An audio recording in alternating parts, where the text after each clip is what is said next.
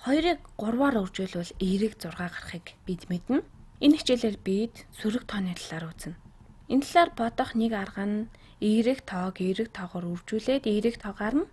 Тэгэхээр эерэг тоогоор үржүүлвэл эерэг тоо гарна. Одоо бүгдээрээ үүнийг баг зэрэг өөрчлөөд үзье. Сөрөг тоо оруулж ирье. Сөрөг 2-ыг үржих нь 3 гэж байвал хэд гарах вэ? Энэ талаар бодох нэг арга нь энэ хичээл болон дараагийн хичээлүүдэд бид мэдрэмжээ ашиглана.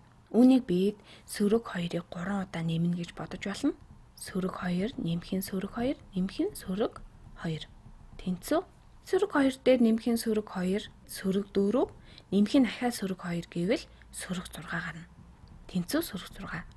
Эсвэл өөрөөр бас бодож болно. Хэрэв 2-ыг үржих нь 3 байсан бол 6 гарна. Гэхдээ энэ хоёрын нэг нь сөрөг учраас үржүүр нь сөрөг байна. Өөрөөр хэлбэл сөрөг тоог эерэг тоогоор үржүүлвэл сөрөг тоо гарна. Харин бид үржүүлэх дарааллыг сольжхол яах вэ? 3-ыг үржих нь сөрөг 2 гэвэл ялгаа байхгүй. Үржүүлэх дараалал үржүүрт нөлөөлөхгүй, эсвэл нөлөөлөх ёсгүй. 2-ыг 3-аар үржүүлвэл 6 гарна. 3-ыг 2-оор үржүүлвэл адилхан 6 гарна. Энэ ч бас адилхан чанартай. 3-ыг үржих нь сөрөг 2 бас адилхан гарах ёстой. Тэнцүү сөрөг 6 гарна. Ахин хэлгээд 3-ыг үржих нь 2 нь 6 гарна. Энэ хоёр тооны нэг нь сөрөг байвал үржүүр нь бас сөрөг байна. Тэгэхээр эерэг тоог сөрөг тоогоор үржвэл бас л сөрөг гарна гэж бичиж болно. Энэ хоёр нь үржүүлэх дарааллыг солихдоо яг адилхан зүйл юм. Гэхдээ энд хоёр тооны нэг нь сөрөг. Яг нэг нь. Тэгэхээр нэг сөрөг, нэг эерэг тоог үржүүлвэл сөрөг тоо гарах нь. Одоо бүгдээрээ хоёр тоо хоёулаа сөрөг байх 3 дахь тохиолдлын талаар бодож үзье. Хэрэв бид сөрөг 2-ыг сөрөг 3-аар үржүүлвэл энэ магадгүй та нар шууд харахад ойлгомжгүй байна бах. Энд багш нь дүрмийг заана.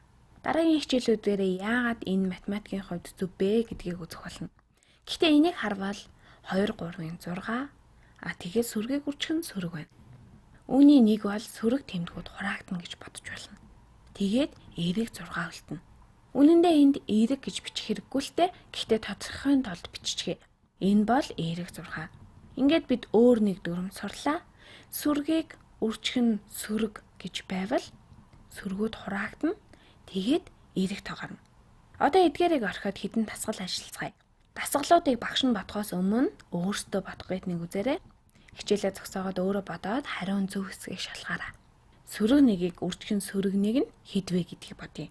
Тэгээд сөргийг үржих нь сөрөг байна хураагдаад сөрөгийн нэмэх гарна. Ингээд эерэг нэг гарна.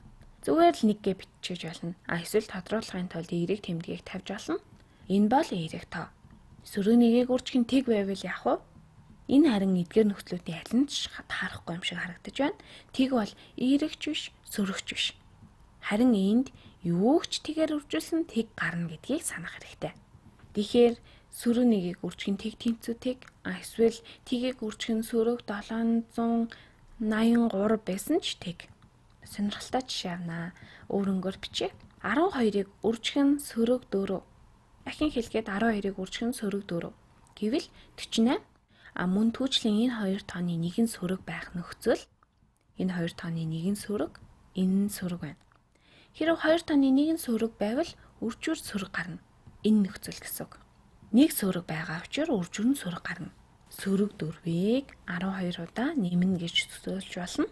Тэгээд сөрөг 48 гарна. Дахиад нэг жишээ бодъё. 7 3-ын хэд вэ? Жохон залтай байгааз ямар ч сөрөг тоо байхгүй байна. Зүгээр л 7-г үржих нь 3. Эерэг 3-ыг үржих нь эерэг 3 эхний нөхцөл. Энд хичээлийг үзэхээс өмнө та нарын мэддэг нөхцөл зүгээр л 21-тэй тэнцүү. За дахин нэгийг бодъё.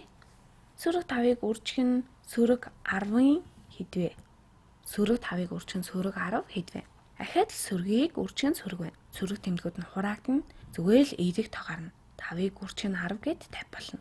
Сөрөг сүргүүд хураагдана. Үржүүр нь нэмэх гарна. Энд байгаа нөхцөл агааз